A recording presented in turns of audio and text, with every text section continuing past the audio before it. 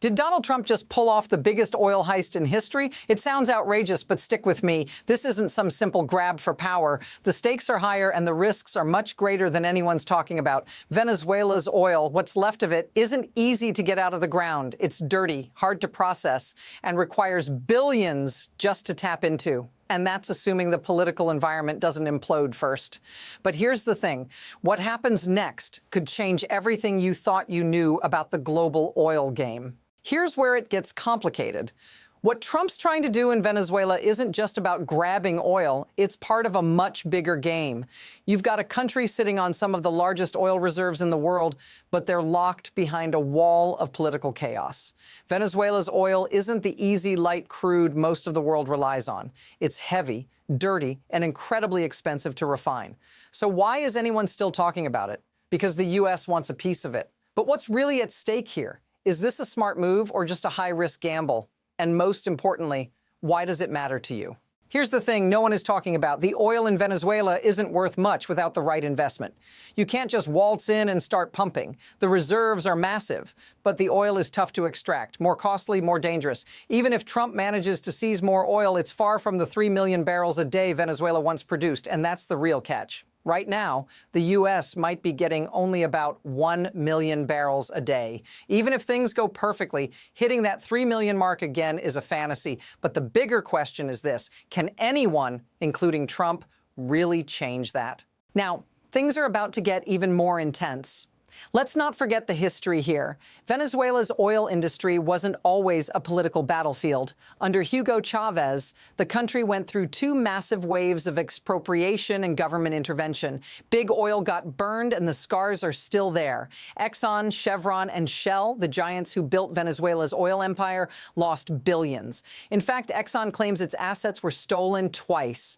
That leaves a huge question mark. Who, in their right mind, would want to step into that minefield again? And yet, Trump is pushing to make it happen.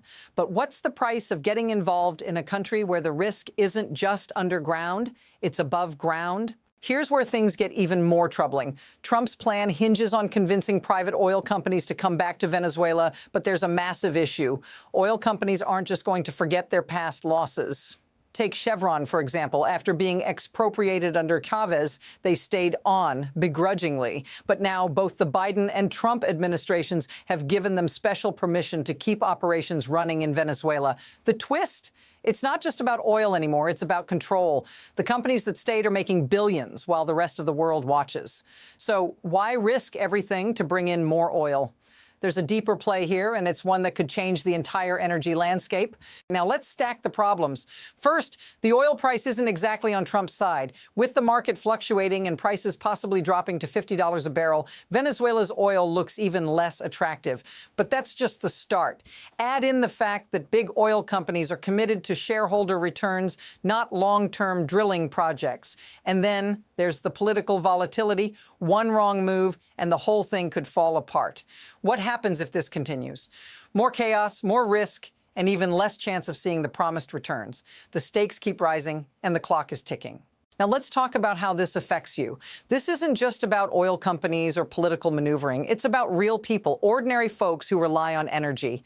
If the U.S. pushes to revive Venezuela's oil industry, it's not just about jobs in the oil fields. It's about jobs in the refineries, in communities, and in the industries that depend on oil.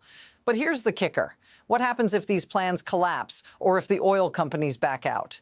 The global oil market is already unstable, and any disruption could send prices soaring. If you think gas prices are high now, just wait. What happens to the average person when the world's oil supply hangs in the balance? Here's where things get a little deeper. The real question isn't just about the oil, it's about the system that allows this to happen. See, the U.S. doesn't just want the oil, they want control over the flow of it. And that's where the real leverage is. Behind the scenes, it's all about incentives. Who benefits from keeping the oil price high and who controls access to the reserves?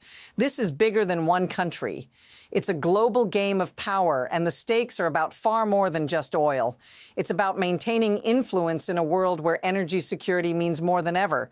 But what if this whole system is built on a house of cards? So what happens now? There are two possible paths forward.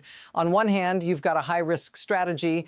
Trump could push for more control, trying to get private companies to dive back into Venezuela's oil game, hoping the market turns around and investments pay off. On the other hand, there's the reality of the oil industry today. It's not just about pumping more oil. It's about navigating a complex web of politics, economics, and environmental pressures.